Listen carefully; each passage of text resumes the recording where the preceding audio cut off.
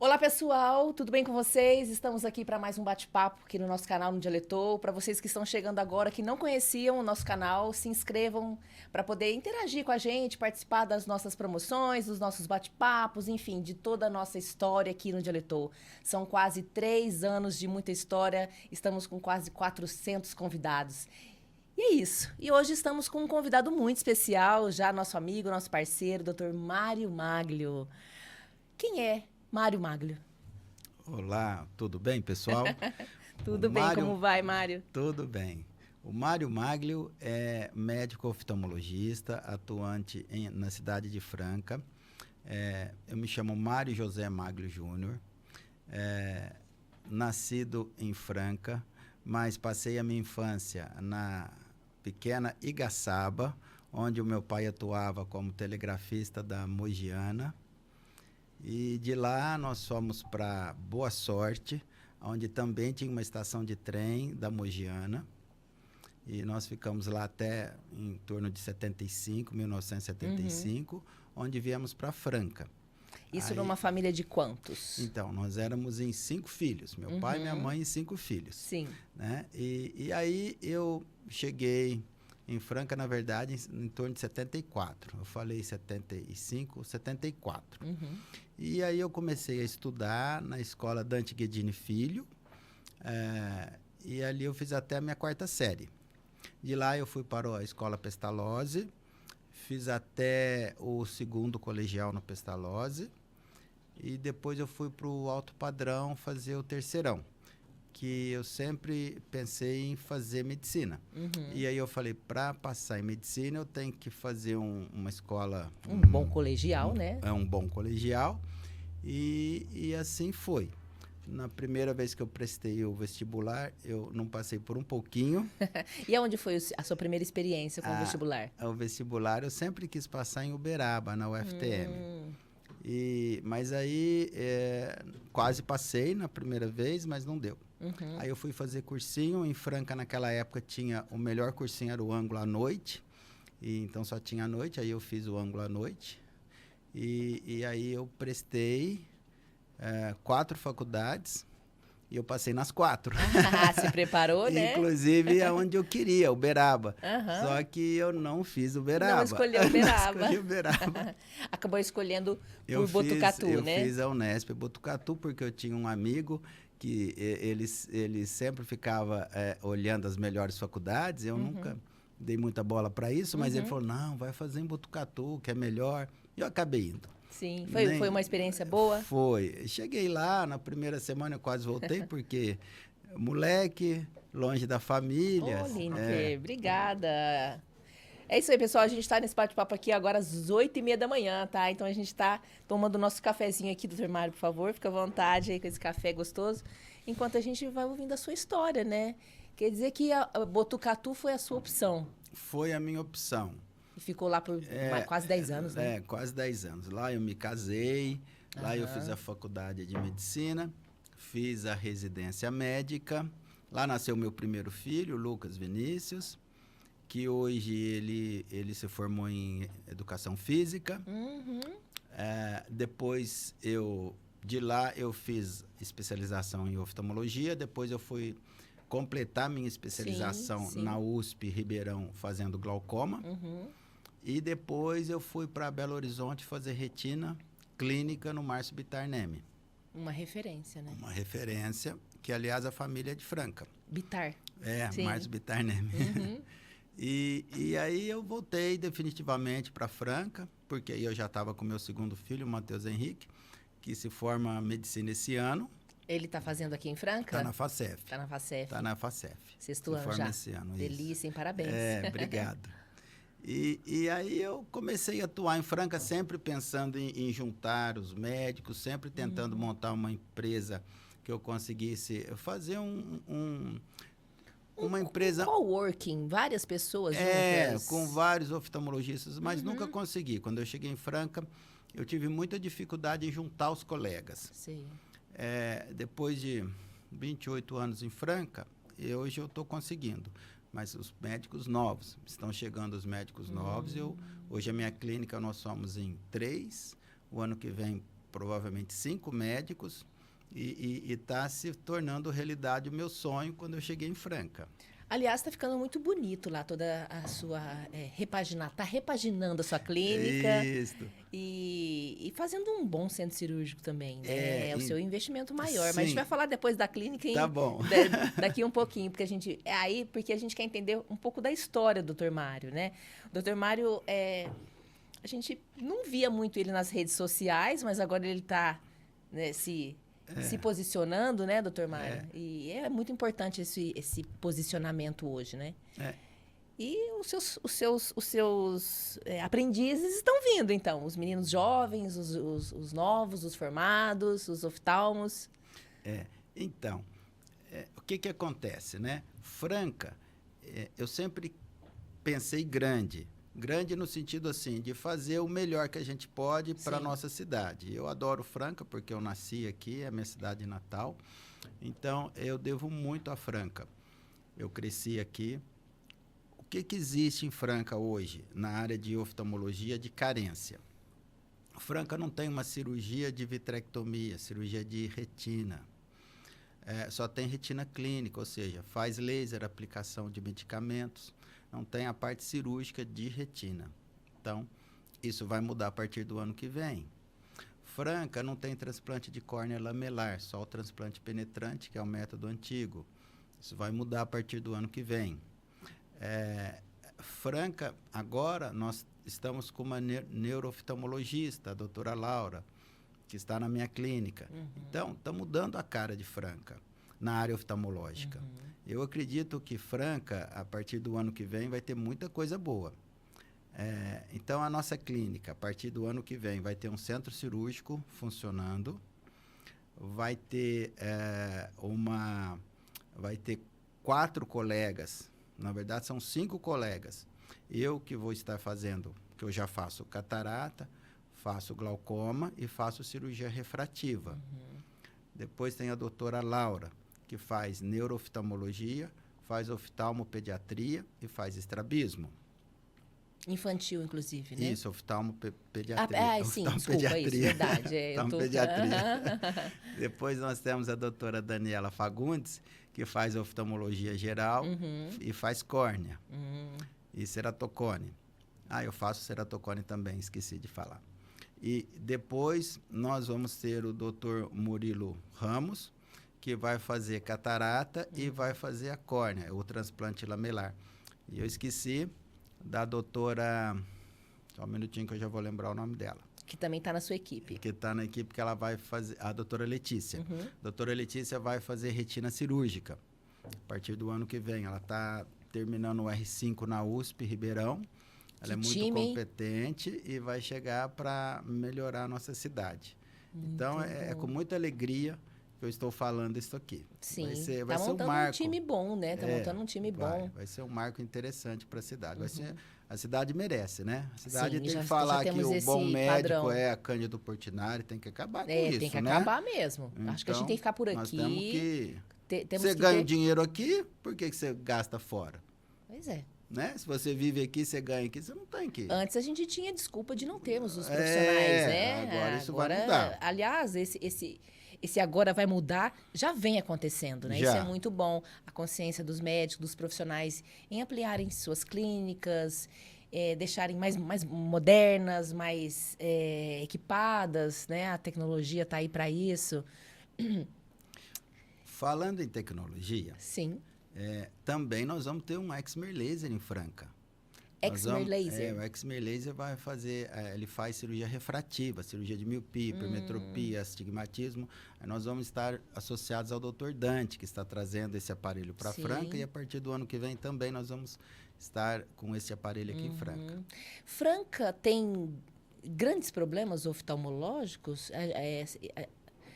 Quais são os principais problemas que você detecta aqui na nossa cidade? Tem muito glaucoma, tem muito ceratocone. O que mais a gente vê aqui? Assim, Franca, o que tem em Franca que parece que a gente vê mais... tem muito ceratocone em Franca. Tem muito ceratocone. E não é muito comum, né? Tá ceratocone, uma média, a cada 100 pessoas, um tem ceratocone. Mas muitas vezes você passa a vida inteira e não sabe que tem. Então, o que acontece é que a gente está diagnosticando o ceratocone mais cedo. Por quê? Porque para você fazer uma cirurgia refrativa, a gente tem que estudar a sua córnea. E quando você vai fazer os exames, uma tomografia de córnea, aí você pega uma doença que ninguém sabia que tinha. Por quê? Porque está ali quietinha. Mas aí quando você vai fazer uma avaliação da córnea para uma cirurgia refrativa, você detecta uma doença que está quietinha ali. E aí você tem que entender se pode operar aquele olho ou se não, ou se vai ter que tratar de uma outra forma. Né? Eu acho interessante a gente citar alguns problemas dos olhos, algum problema de visão, para a gente ir conhecendo um pouquinho o que é uma catarata, o que é um ceratocone. Eu acho legal explicar isso, porque muitos de nós só ouvimos falar esses nomes e não sabemos... Eu, por exemplo, não sei o que eu tenho. Se eu tenho astigmatismo... Bom, o senhor sabe, né? Você me atende. Sim. Se eu tenho miopia e tal. Porque nós, leigos, a gente se confunde muito com esses problemas. Eu não enxergo muito para longe, não enxergo para perto, né? Como funciona, então? Então, eu vou dar uma explicação... Geral. Geral. Quando a criança nasceu, é feito o teste do olhinho, que você joga a luz no olho, e se a pupila voltar um reflexo vermelho, é o normal. Se não voltar aquele reflexo vermelho, pode ser alguma alteração, tipo retina, pode ser catarata, pode ser um tumor, né? Então, esse é o primeiro teste que faz. Se não deu nada e a criança não tem olho torto, ela aparentemente enxerga bem em casa, aparentemente, pode-se fazer o primeiro exame oftalmológico aos 4 anos de idade, se tiver tudo bem. Se você percebe que a criança tem olho torto, ela cai muito, fica muito próximo à televisão, ou não tem interesse em nada, aí você tem que fazer uma avaliação oftalmológica mais cedo, quanto antes. Muito bem. É muito comum a miopia aparecer em torno depois dos 10 anos de idade. É aquela criança que na sala de aula tem dificuldade na sala de aula. Muitas vezes a professora que percebe. E aí a professora fala, essa criança não está rendendo. E aí a professora pede para a família fazer uma avaliação oftalmológica. Então, a miopia você não enxerga de longe e você enxerga de perto. Ela costuma aparecer em torno de 10 anos de idade, até os 15 anos, é a regra. Pode aparecer mais tarde, sim, mas a regra é entre 8 e 10, 12 anos de idade. Perfeito. E ela progride, ela vai evoluindo. A miopia, né? Hoje já tem tratamento para não aumentar a miopia como aumentava. Por exemplo, eu era míope, eu fiz cirurgia refrativa, eu estou usando óculos para perto, de longe eu enxergo sem óculos, eu fiz a cirurgia há 20 anos. A miopia hoje já tem tratamento. Você tem tratamento com colírios, você tem tratamento com óculos de lente especial e com lente de contato. A doutora Laura faz isso muito bem na minha clínica. Então, o que evoluiu, né? A miopia você trata para ela não avançar muito. Muito bem. O astigmatismo. O astigmatismo, normalmente, a criança já nasce com ele. Pode aparecer ao longo da vida? Pode, por exemplo, se você tiver um ceratocone, mas normalmente a criança nasce e ele dá uma visão, uma sombra. Quando você olha uma imagem, parece que tem uma sombra. A gente chama de imagem fantasma. A televisão antiga tinha muito essa sombra. O pessoal mais novo não sabe, mas a gente lembra, não tinha né? tanta qualidade, né? Parecia uma sombra na imagem, né? Esse é o astigmatismo. Você olha, tem tipo uma imagem do lado, né? Tem uma linha com uma sombra da linha ao lado. Esse é o astigmatismo e ele atrapalha tanto longe quanto perto. E às vezes quando o grau é pequeno, você até enxerga bem, mas te dá cansaço. Você começa o seu dia bem e depois à tarde a cabeça dói, o olho fica pesado, você só quer fechar o olho. Então é aquela criança que também não vai bem na sala de aula, na escola, porque ele começa ali, ele não tem interesse em leitura. E a correção normalmente é com óculos também. Aí você tem a hipermetropia. A hipermetropia na criança, o olho, quando o grau é alto, o olho fica torto, fica para dentro o olho, né? Então a criança vai olhar perto, o olho entorta para dentro. E aí você olha reto para longe, ele volta ao normal. Sim. Ou pode continuar torto para dentro, mas como regra ele entorta quando olha perto, quando é uma hipermetropia alta. E aí a geralmente correção, os dois olhos? E geralmente entorta um olho. Né? Mas pode alternar. Tem casos que alternam. E aí o tratamento, nesse caso, você vai corrigir com óculos e vai tampar o olho bom. O olho bom é o que não entorta. Agora, se os dois entortam, pode fazer uma oclusão alternada. Por quê? Porque o cérebro ele tem que aprender a usar o olho ruim. O olho ruim é o olho que tem grau maior. Que é o que sobrou, que é o que está disponível, né? É o olho que está ali para enxergar, o outro está tampado. Na verdade, é o contrário. É assim, ó. Na verdade, você tem que forçar o olho, usar o ruim. O ruim, você tampa o bom. Sim, você tampa o olho bom e força o ruim isso, trabalhar. perfeito. É isso aí. Então, o que acontece? Isso a gente corrige até os 7 anos de idade. Então, daí a importância da gente fazer um exame oftalmológico antes dos 6 anos de idade. Eu falei 4, lembra? Sim. Então, de 4 a 6 anos, tem que fazer um exame oftalmológico, porque às vezes a criança, você não nota nada na criança. É uma criança aparentemente normal, mas ele enxerga só de um olho e o outro não. Que coisa, né? E às vezes ele não entorta o olho. A medicina não tem o sempre nem o nunca. E às vezes ele não entorta. E aí você não percebe. E se você não tratar antes dos 6, 7 anos de idade, você não consegue tratar mais, porque a via óptica é um caminho que leva a imagem do olho até o cérebro. A gente enxerga aqui atrás. Esse caminho chama via óptica e se desenvolve até os 7 anos de idade. Então, tem que tampar o olho bom para forçar o cérebro a usar o olho ruim. Bom, citamos então os 3 principais... As três patologias mais comuns. De erro de refração que a gente chama, né? Erro refrativo, causas para você usar óculos. Sim. Então, isso não é doença. Isso não não é doença. São problemas que a gente vai adquirindo. Que você corrige com óculos. Pronto, não é nada de grave, assim. Depois, com a idade, nós vamos ter 2 doenças. Bem-vindo. Bem-vindo. Além das rugas, do cabelo branco, tem outras coisas. Das dores, né? Muitas dores. Tem outras coisas. Vem a catarata e vem o glaucoma.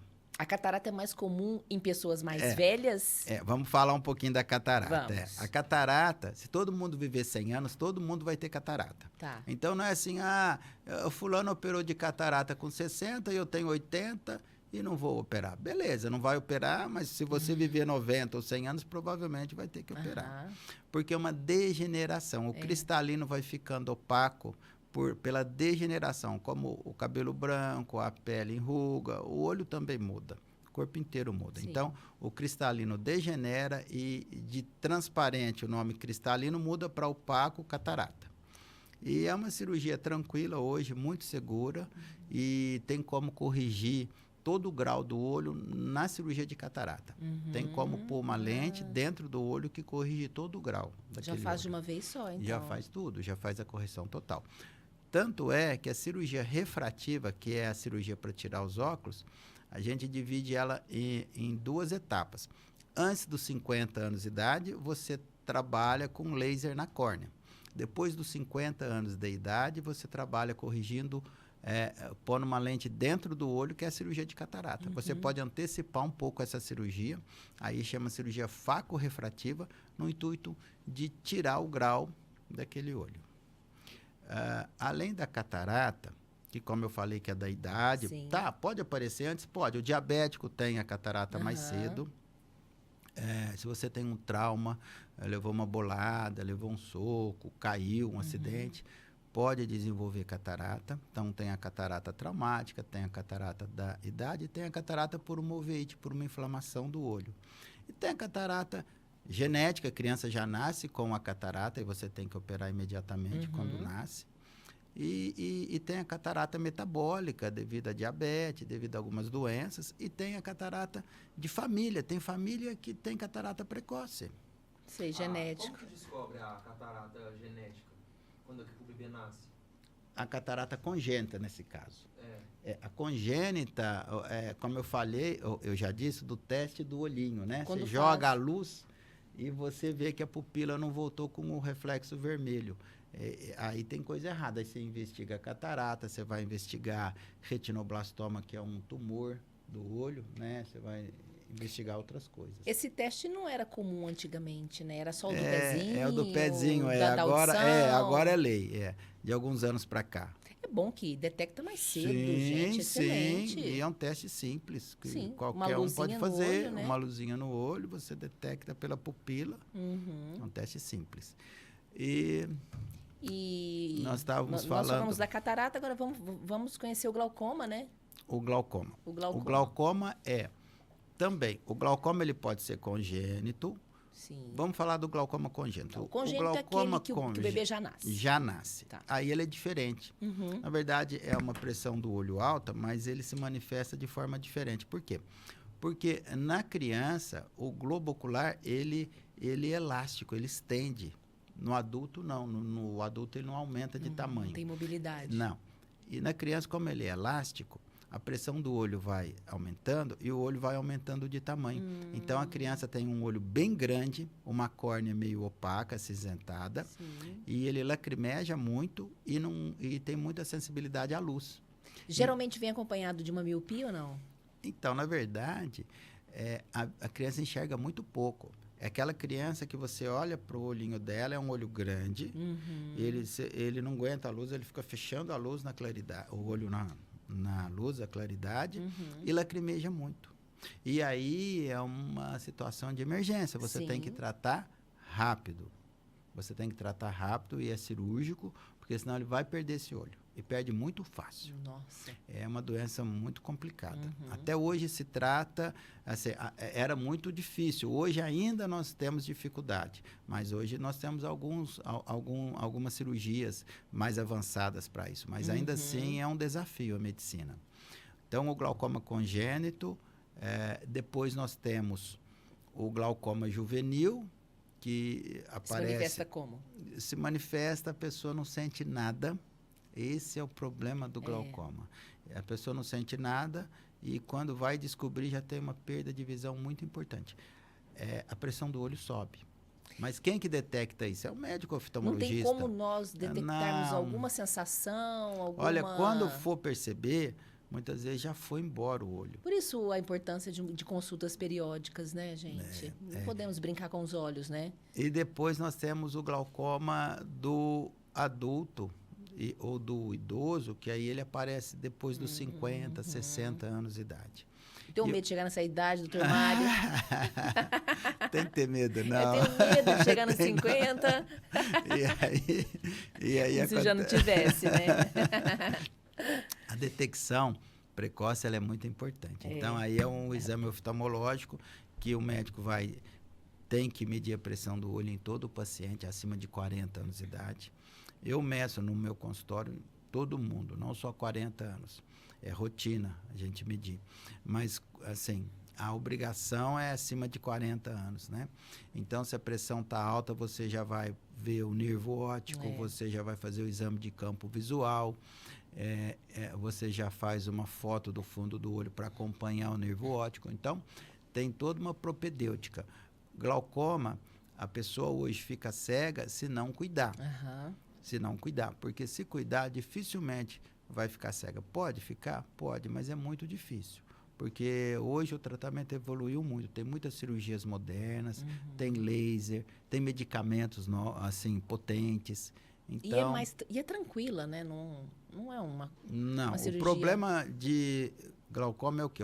Como não dói, o paciente usa a medicação 6 meses, o colírio 6 meses ou 1 ano, e depois de 2 anos ele volta no consultório achando que está tudo bem, sem usar remédio e já com uma perda importante. E aí, antigamente eu falava assim ao paciente meu, olha, glaucoma, você tem um problema, você vai ter que tratar, mas é tranquilo, viu? Não precisa assustar, você só vai usar a medicação e nós vamos acompanhar você. Aí, como eu disse, ele volta depois de 2 anos sem usar a medicação com uma perda importante de campo visual. Que não volta. Que não volta. Perda é perda definitiva. E aí você vai trabalhar para manter o pouco de visão que restou.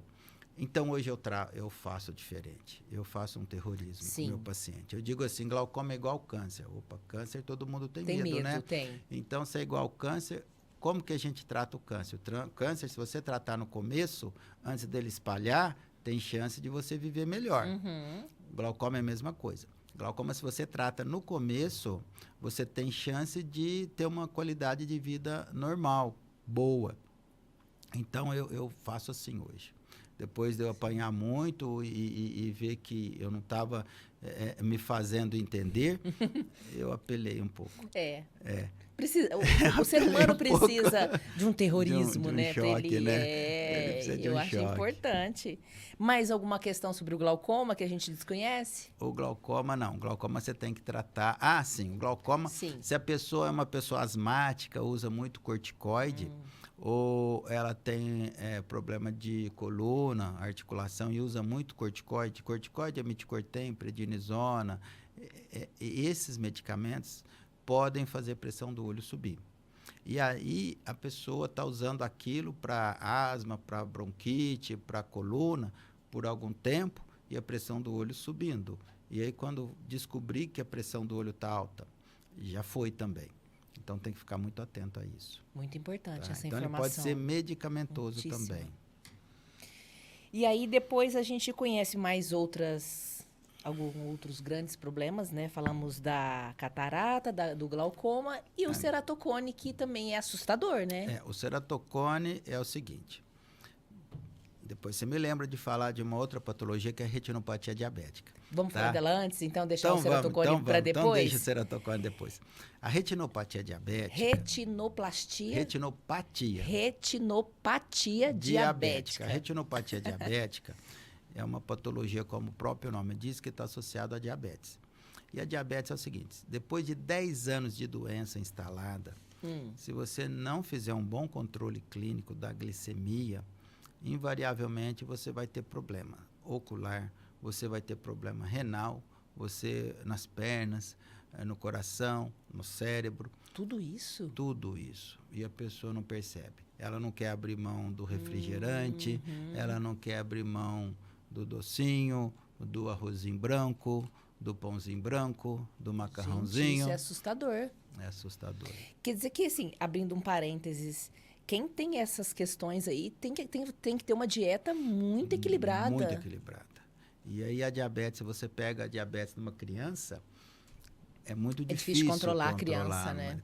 A criança está no meio social ali. Eu tenho uma sobrinha diabética e a glicemia dela estava altíssima. E aí eu cheguei nos pais dela e falei, olha, vocês não estão entendendo.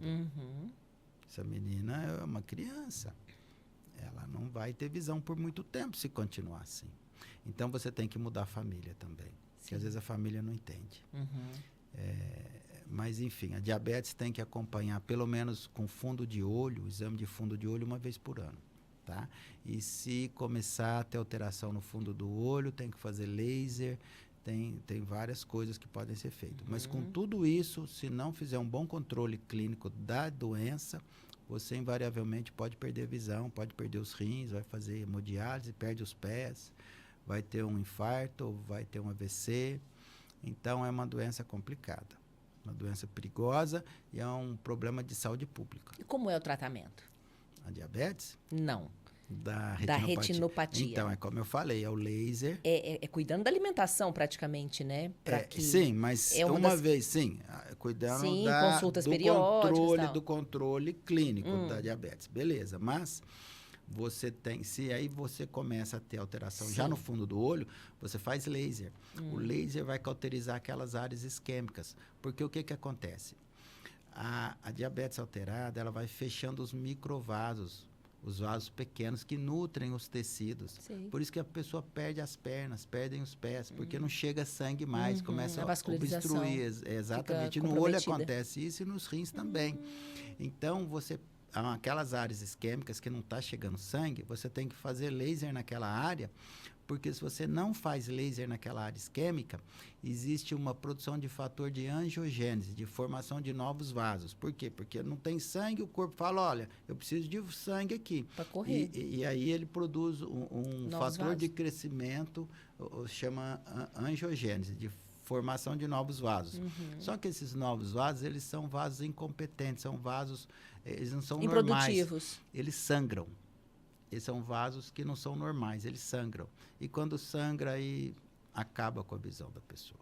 Nossa, isso é muito sério. E daí sério, você né? faz o laser na área isquêmica para não formar esses novos vasos. E aí o laser, como ele atua nesses vasinhos? Ele faz uma cauterização. Na verdade, ele não atua nos vasos. Ele atua na área isquêmica.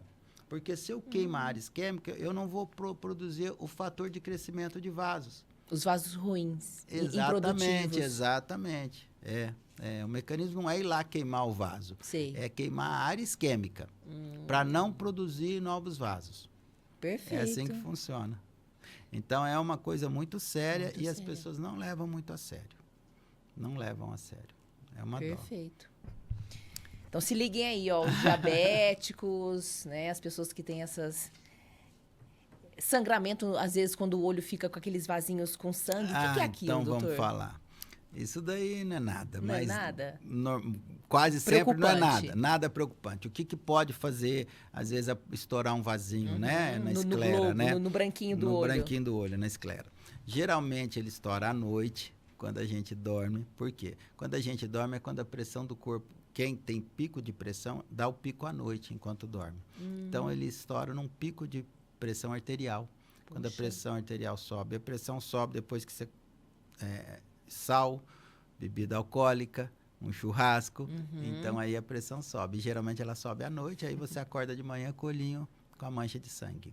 Isso é mais próprio para pessoas mais velhas? Os jovens têm Tem também. esse Tem episódio? Tem Também? Então, quando acontece isso, a maioria das vezes resolve sozinho, você não precisa fazer nada. Mas você tem que acompanhar. Quando acontece isso, acompanhar a pressão arterial. Se a sua pressão estiver dando pico, você tem que tratar, controlar a pressão arterial. Sim. Pode ser também alguma doença no sangue. Você está com plaquetopenia, as plaquetas baixas. Então, tem que fazer um hemograma, tem que fazer um coagulograma para ver se seu sangue está bom. Pode ser também traumático, a pessoa coça muito o olho, pode romper um vaso. Pode ser também depois de um grande esforço físico, você pegar um peso, alguma coisa, fazer um grande esforço físico, pode acontecer. Mas, como regra, não é coisa ruim. Agora, se ficar repetindo muito, você tem que ficar atento. Aí tem que observar, né, com mais cuidado, né? E, bom, o que mais que temos nesse universo? Ceratocone. Vamos falar um pouco do ceratocone. Inclusive, o Lineker, né? O meu parceiro aqui de estúdio, ele tem ceratocone. Não sei como anda o tratamento dele, mas periodicamente ele vai, porque nós não temos isso aqui, para tratar fora de Franca, né? Quer dizer, depois que ele conheceu o Dr. Mário, aí tudo mudou. Mas ele deve ter desde jovem, né? É um problema que acontece na juventude ou em que período? O ceratocone é uma doença, como eu disse, ela é comum. Ela é comum. E a pessoa, muitas vezes, ela não percebe. Começa na infância. E é muito comum em quem coça muito os olhos. Ele está muito associado a fator traumático. Então, a pessoa que coça, ela coça com vontade. Ela não é aquela coceirinha assim que ele passa. De quem tem cílios postiços. Ele quer pôr a mão assim e ficar massageando. Você sabe qual que é uma boa opção para quem tem ceratocone? Colocar cílios postiços, tá? Pode colocar ele pequenininho, discreto. Porque aí você não pode coçar, né? Senão vai tudo embora. Você disfarça a coceira assim... A gente brinca, né? Você pode coçar o olho com o cotovelo. Tem que ser o seu, não pode ser de outro. Porque aí não tem problema. É isso. Mas o ceratocone é o seguinte, é uma doença que, então, se você... O primeiro sintoma é a baixa de visão. É tipo uma alergia? A pessoa que coça muito o olho tem maior incidência de ceratocone. Mas muitas vezes você não coça e tem a doença, porque aí tem fator hereditário envolvido. Mas, assim, o que você vai perceber é que a sua visão vai caindo para longe.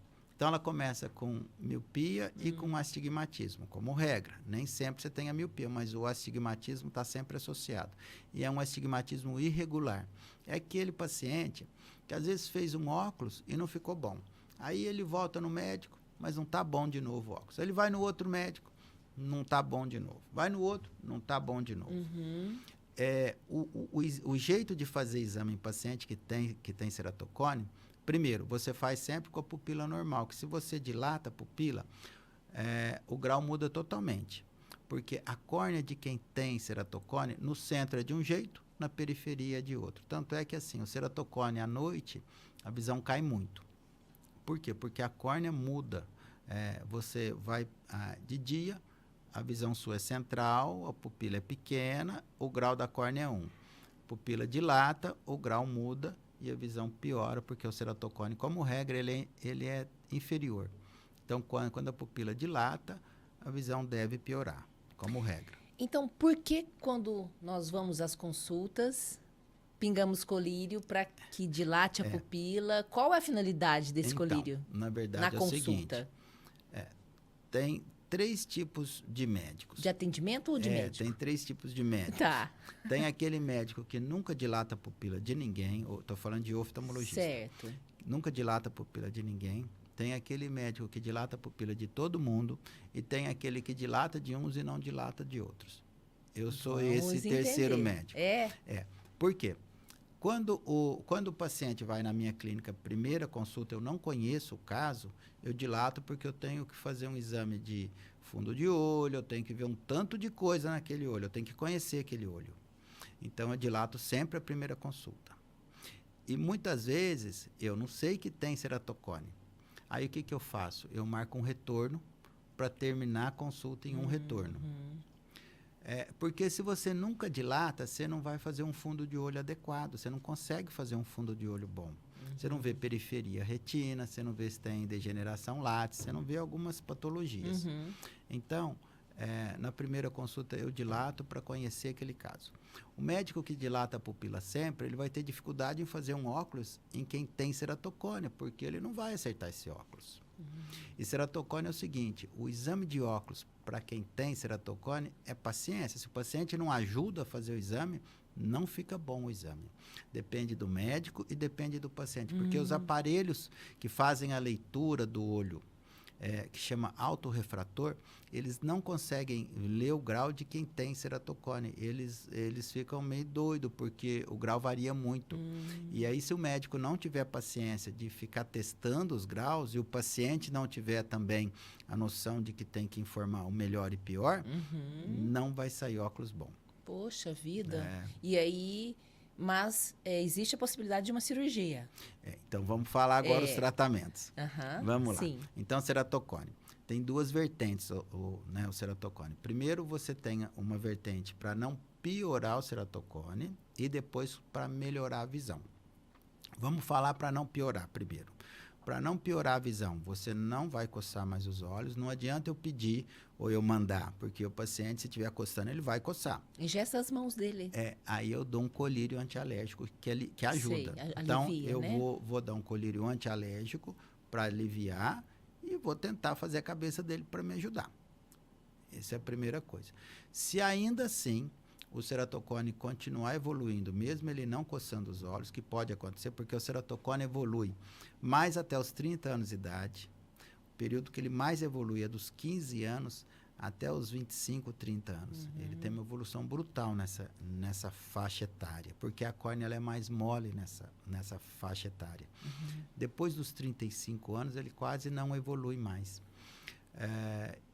E na gestante também ele aumenta. Então, na gestação, também o ceratocone aumenta, porque o corpo da mãe incha, e o olho também incha e fica mais frágil a córnea. Então, ele também evolui. Então, quando você pega essa evolução, ou seja, você percebe que está aumentando o ceratocone, aí você vai fazer um tratamento chamado crosslink. É uma irradiação UV com um produto na córnea chamado riboflavina. O que esse tratamento faz, o crosslink? Ele aumenta a rigidez da córnea, ele aumenta as ligações entre as lamelas, entre as camadas da córnea. E isso, deixando a córnea mais rígida, o ceratocone, a chance dele evoluir cai muito. Que bom. Então, é um tratamento que veio mudar muito. Antigamente, tinha muita indicação de transplante de córnea para ceratocone avançado. Hoje, a gente não deixa ele avançar, você trata antes. Então, melhorou muito. Chama crosslink. Que é um aparelho. É um aparelho. Todo mundo precisa fazer? Não, tem as indicações. Sim. Existe outra forma de tratamento? Então, isso é para não piorar, né? Tem. Para não piorar, pra não lembra? piorar. Para não piorar é não coçar e o crosslink. Certo. Agora, vamos falar para melhorar a visão. Melhorar a visão. Melhorar a Primeiro, é o óculos com a pupila normal, o exame de óculos sempre com a pupila normal, se dilata, não acerta o grau. E o paciente tem que ajudar e o médico tem que estar disposto a fazer aquele exame. Porque se não casar, não vai dar liga. Não vai dar liga. Não vai dar certo. Olha a importância dessa interação, tem que estar os dois dispostos a fazer o exame. Sim. Senão não vai virar. Depois, Você tem, se a visão com óculos não é boa, que tem casos que o ceratocone já está avançado e a visão com óculos não é boa, você vai para lente de contato rígida. A lente rígida dá uma visão perfeita. O paciente que usa a lente rígida, ele fala, puxa, eu enxergo perfeito, minha visão está limpa, linda. Esse paciente, ele tem a córnea mais reta? Ele tem a córnea, um bico, um cone, é córnea. Cone, ceratocone. Córnea em formato de cone. Sei. Forma um bico. Então, mas aí ele coloca uma lente rígida, ela é mais... Mas a lente rígida, tem várias lentes rígidas. Tem umas hoje que tem aquele biquinho. Ela tem um cone que encaixa. Que legal. Ela encaixa naquela córnea alterada. Sei. Né? Então, hoje já tem as lentes especiais. Se for um ceratocone pequeno, não precisa de ser uma lente especial. Não é um pode bico ser uma, tão grande. Não pode ser uma rígida comum. Certo. Mas se o bico é muito grande, aí você vai ter que pôr uma lente específica para aquele bico.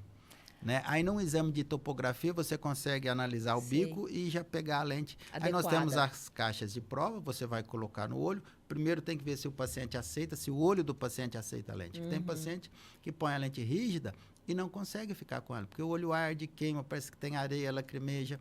Então, tem alguns olhos que não aceitam a lente rígida. Então, para esses pacientes que não têm visão boa com óculos, que o olho não aceita a lente rígida, aí vai para o anel. É o anel intracorneano ou intraestromal. A função desse anel é aplanar aquele bico. Então, aonde está o bico, eu coloco o anel e o anel vai modificar a curvatura da córnea. Por quê? Porque eu tenho que melhorar a curvatura central da córnea, onde existe a pupila, onde a luz entra. Então, o anel, a indicação do anel. Os médicos mais antigos falam assim, o anel é para melhorar a estrutura da córnea. Ponto. Até aí tudo bem. Até aí tudo bem. Mas não é verdade. O anel é para melhorar a visão. Se você põe um anel em um paciente que tem ceratocone e não melhora a visão dele... Tá errado. Tá errado. Esse anel não fez a função dele. Esse tratamento não é o adequado para ele. Não é o adequado. Então, você tem que... E o anel não é para não usar óculos também. É para melhorar a visão com óculos. Ótimo. Tá? Então, a função do anel é melhorar a visão daquele olho usando o óculos. Okay. Ele não tinha uma visão boa com óculos, fez o anel para melhorar a visão com óculos. Essa é a função do anel. Então, quando eu falo em anel, eu me comprometo com o meu cliente. Olha, o anel é para melhorar a sua visão e diminuir o grau do óculos. Essa é a função do anel. Tá? Muito bem. E aquelas córneas que são muito finas e não dá para colocar o anel, porque essa córnea é muito fina, não dá para pôr anel. Aí você tem a lente escleral. A lente escleral é uma lente rígida grande que ela se apoia na esclera, como o nome diz. Ela é uma lente confortável, mas ela tem algumas limitações. Além do custo ser maior, ela tem uma limitação que o olho não pode ficar muito tempo com essa lente. Então, é uma lente porque a córnea não vai respirar adequadamente com essa lente. Então, é uma lente que você tem que pôr de manhã, tirar na hora do almoço, colocar à tarde e tirar à noite. E muitas vezes as pessoas não seguem essa regra porque ela é uma lente muito chata de colocar e de tirar. Ela é difícil, porque ela é grande, ela dá uma pressão no olho, às vezes ela precisa de alguém ajudar. Então, como regra, eles não fazem isso. Eles colocam de manhã e tiram de noite, e aí o olho fica todo inflamado, a córnea sofre. Mas tem muito disso. Tem muito paciente usando essa lente de forma inadequada e eles não têm muita noção disso e está seguindo. E aí até que a córnea piore e vai para um transplante de córnea, que é o final do tratamento. Sei. O transplante de córnea, como eu disse, ele tem no ceratocone, o ideal seria fazer o lamelar anterior, que você troca uma parte da córnea. Né? Agora, quando o ceratocone avança demais, aí tem que fazer o penetrante, que troca a córnea inteira. Tá. A córnea, ela fica atrás do que a gente vê, né? Eu na estou verdade, vendo os seus a córnea olhos. fica, quando você põe a lente de contato, a lente de contato se apoia na córnea. A córnea é essa parte transparente do olho, essa camada que está na frente do olho, onde você apoia a lente. O colorido chama íris. A córnea é essa parte da frente. E o pretinho do meio? O pretinho do meio é a pupila. É a pupila. Aquele pretinho é onde a luz entra e vai lá no fundo do olho. Por isso que dilata para entrar mais luz pra e o exame ficar mais e aí a gente nítido. tem que... à noite a pupila dilata para entrar mais luz, né? Muito interessante. Tô gostando dos olhos. E, bom, então, para finalizar com o ceratocone, o que a gente conclui dele, então? Conclui Que tem tratamento, mas tem o tratamento, que o tratamento depende do médico, depende do paciente e que você não vai ficar cego se você fizer tudo certinho. Conclui isso, que tem que fazer avaliação precoce também. Se você percebe que a sua visão não está legal, você fez o óculos uma vez e não ficou bom, foi no outro médico e não ficou bom o óculos, acende uma luzinha amarela, pode ser ceratocone. Aí você vai fazer um exame de topografia de córnea ou uma tomografia de córnea. Aí vai depender do médico. Doutor Mário, e quais são as principais doenças mesmo que a gente tem, como Conjuntivite? Conjuntivite, às vezes o meu olho, eu tô com os olhos, parece que tem areia nos meus olhos, o que é isso? Aí eu vou ao médico sem entender. Conjuntivite, antigamente tinha muito, lá atrás, nas nossas avós, era o dor d'óleo, dor de olho, dor de olho, dor do olho, dor do olho, dor do olho, né? Eram aquelas, tinha muito isso antigamente, né? Muito. Hoje a gente vê muito pouco conjuntivite. Sim. Muito pouco. Não tem vacina para conjuntivite? A vacina é tipo gripe, né? Assim, você não deixa de ser um processo alérgico gripal, né? Sei lá. Na verdade, ela é infecciosa. Bom, a conjuntivite pode ser alérgica, né? Aí, conjuntivite, a inflamação do olho, ela pode ser alérgica, ela pode ser bacteriana quando tem secreção amarela, pode ser viral quando a secreção é branca, né? Pode ser... A alérgica é muito comum quando você usa protetor solar. E o protetor solar é muito importante ficar atento, que o protetor solar é um dos principais irritantes para o olho. E a pessoa passa o protetor solar aqui, passa o protetor solar em tudo, vai para o olho e irrita o olho. O protetor solar, eu sempre falo, você vai passar aqui e aqui. Tá. Você não vai passar na testa, porque na testa escorre e vai para o olho. E nem em volta do olho. Depois tem aqueles produtos anti-idade, vou citar um aqui, Renil, por exemplo, que é muito comum, e eles também irritam muito os olhos. Então, não é legal passar em volta dos olhos. Passa no rosto, mas não passa em volta dos olhos, que algumas pessoas desenvolvem alergia e aí irrita o olho, né? Aí fica procurando o médico também, e até o médico descobrir que aquilo é o produto que ela usa, demora um tempinho. Então, eu sempre pergunto, o que você está usando? Né? É muito comum. Conjuntivite infecciosa hoje, o que acontece? Se tem alguém em casa com o olho grudando, primeira coisa, separa a toalha, travesseiro, separa tudo. E se deu num olho, não vai limpar esse olho e com o mesmo lenço limpar o outro. Você tem que... Se deu nesse, só lenço de papel, limpa e joga fora. Né? Mas hoje, conjuntivite infecciosa é muito raro, viu?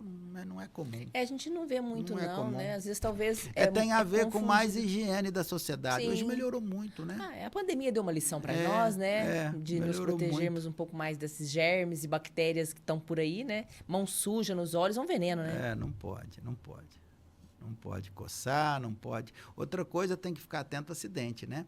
Hoje a gente pega muito acidente quem mexe com esmeril, quem mexe com solda elétrica, porque eles não usam os EPIs, né? Não usam as máscaras. Sim. Então, é um perigo isso aí, né? Tem que ficar atento. Mesmo na pescaria, que eu gosto de pescar também, né? Na pescaria, você tem que usar um óculos. Por quê? Eu sou neurótico com isso. Eu já vi paciente que estourou o olho porque ele enroscou o anzol, foi puxar... Garroteou e veio. E eles... arrebentou, soltou e a chumbada veio e pegou aonde? Pegou no olho. Puxa vida. Podia pegar em qualquer lugar. Na orelha. Pegou no olho e arrebenta o olho. Então, é um tiro. Então, tem que usar um óculos de proteção. Mesmo na pescaria. Principalmente na pescaria. Porque, às vezes, você não, mas o seu colega está arremessando aqui e ele acerta você. Esse é seu hobby? Pescar? É um deles. A gente conhece tão pouco o Mário, né? Conhece o doutor Mário. Mas o Mário faz o quê nos finais de semana? Vamos conhecer um pouquinho esse seu lado. Tá. Vamos dar uma pausinha aí nesses problemas aí. Vamos perguntar, então. Eu tenho. Quais são os seus hobbies? Eu tenho um sítio, eu tenho uma chácara, eu gosto de natureza, né? De mato. Eu sou roceiro, então eu gosto de mato. Eu vou ficar mexendo em tudo. Eu gosto disso. Uma moto, não? Então, eu até gosto, mas eu não posso machucar se eu andar de moto e cair. e machucar. Eu Tem- passo fome. Tem que, Então- o médico tem essa questão, né? Ele não pode, não pode em tudo. nenhum momento se Não pode ausentar se do trabalho, machucar. né? Eu opero e eu uso as Usa as mãos, mãos. se eu quebrar um dedo. Usa os olhos. Então tem isso, a gente tem que se privar de algumas coisas que a gente gosta. Então Sim. tem até isso. Tem que pegar leve, então, tem que né? pegar leve. Tem. É. Então, Essa função eu me do- contento em andar num Jeep só. Fazer Uma trilha Uma leve. trilha, aham. Com mais cautela. Com mais cautela. Bom, doutor Mário, e a Franca Visão? Como que está hoje a questão dela atualmente? Vamos falar sobre as Legal. questões da oftalmologia Então, em geral. o que acontece, como eu falei, né? As carências de Franca. Franca não tem a cirurgia de transplante lamelar de córnea, nós não temos cirurgia de retina. Então, nós vamos, a partir do ano que vem, fazer cirurgia de retina. Estruturar tudo isso. De retina na minha clínica, através da doutora Letícia.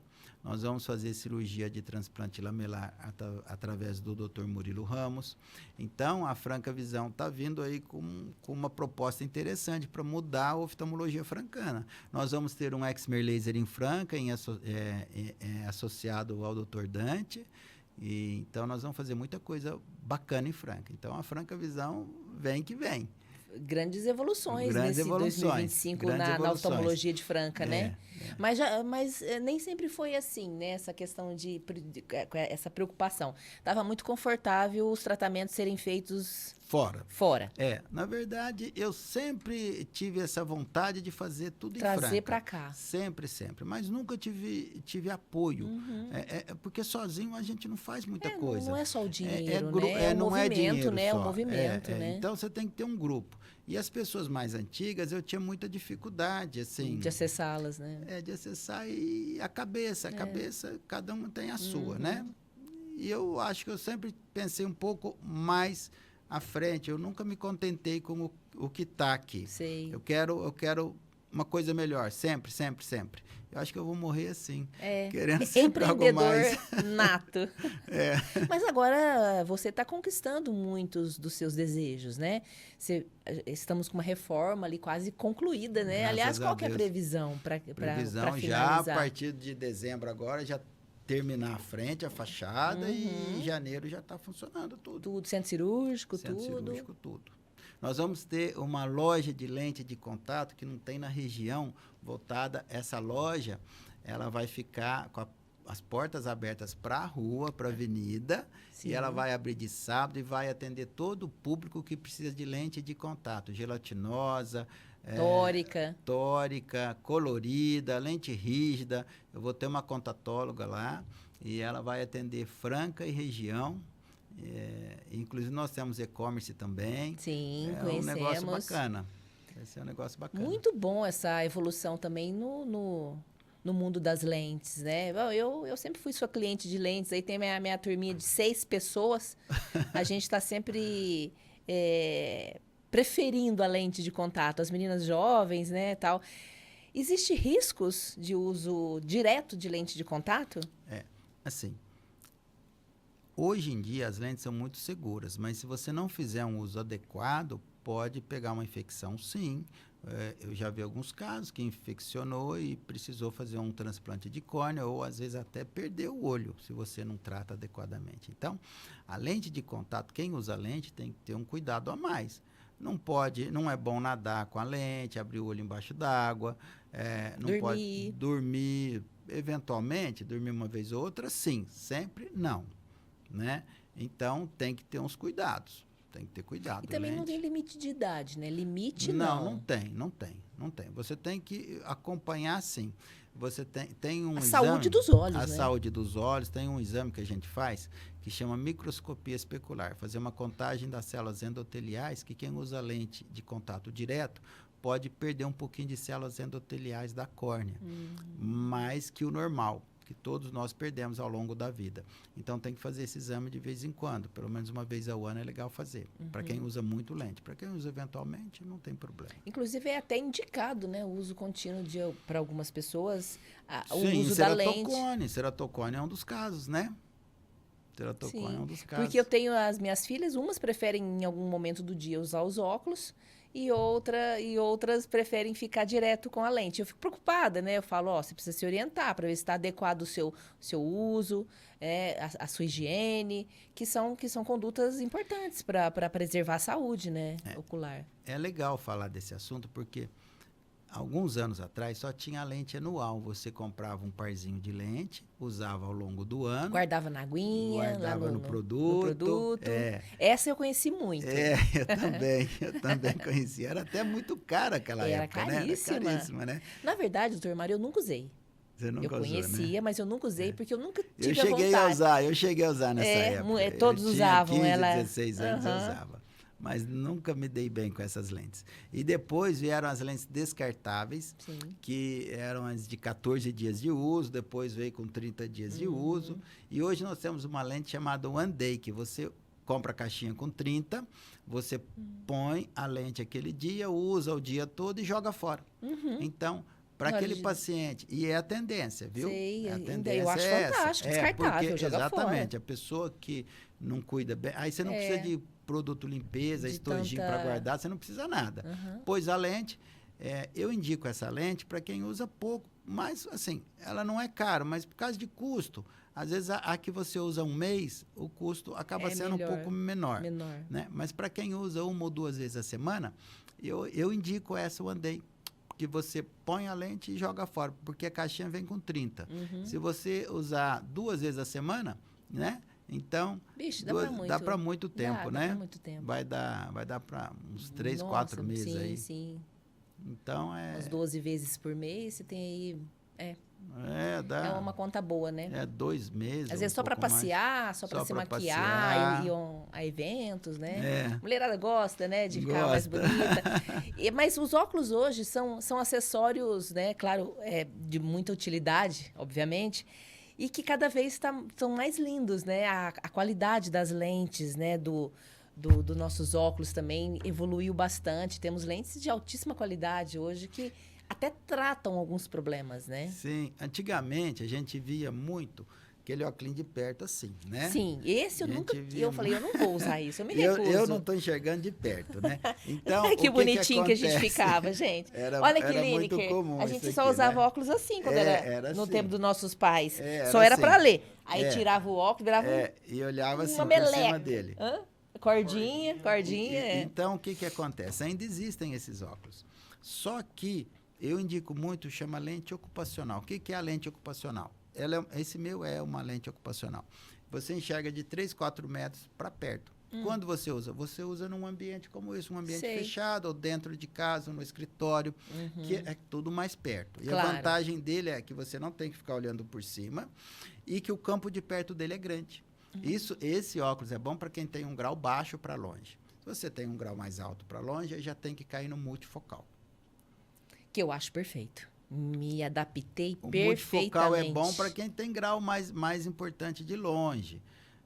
Mas o multifocal tem um campo de perto menor. Se você usar um ocupacional, mas o ocupacional, a indicação é quem não tem um grau alto para longe. O grau de longe é baixo, aí você pode usar o ocupacional, que a vantagem do ocupacional é o campo de perto, que é amplo. O meu, eu olho assim, ó, tá tudo bem. O multifocal, você já tem que procurar um pouquinho para achar. O multifocal, ele limita um pouquinho no campo. Eu acho que eu acostumei com o movimento, né? Com o movimento do rosto. Então, eu não tenho mais dificuldade de adaptação. Eu gostei bastante dele. Mas quando eu falo do ocupacional... Esse eu acho que não é o meu, né? Não. Não é, eu não. acho que não. Não. O ocupacional, ele vem para tirar aquele óculos de perto. Esse aqui, ó. Esse aqui é complicado. Envelhece uns 12, 15 anos. Limita, porque você só enxerga aqui. Aquele é ruim, aquele é ruim. O ocupacional você enxerga aqui, enxerga ali, né? Sem você ter que... Sem ter que ficar assim, procurando foco. Sem ter que ficar procurando foco. Gente, na nossa idade, a gente tem que procurar... Estou falando com vocês da nossa idade. Nós temos que procurar facilidade. Coisas mais práticas, né? Isso aqui é uma mão na roda. Tudo bem, tem os que gostam de óculos. A lente eu já desisti, eu não quero tentar de novo. Só se o Dr. Mário me convencer a mais uma vez tentar a lente. Porque eu gosto muito dos óculos, eles me dão um conforto muito bom. Assim, e não tenho problema de Sim. estar de óculos. Acho lindo, acho super... Mulheres empoderadas usam óculos. É assim, eu não tenho muita paciência para eu usar lente de contato. Mas ela tem as indicações. Você vai num clube, numa praia, numa festa.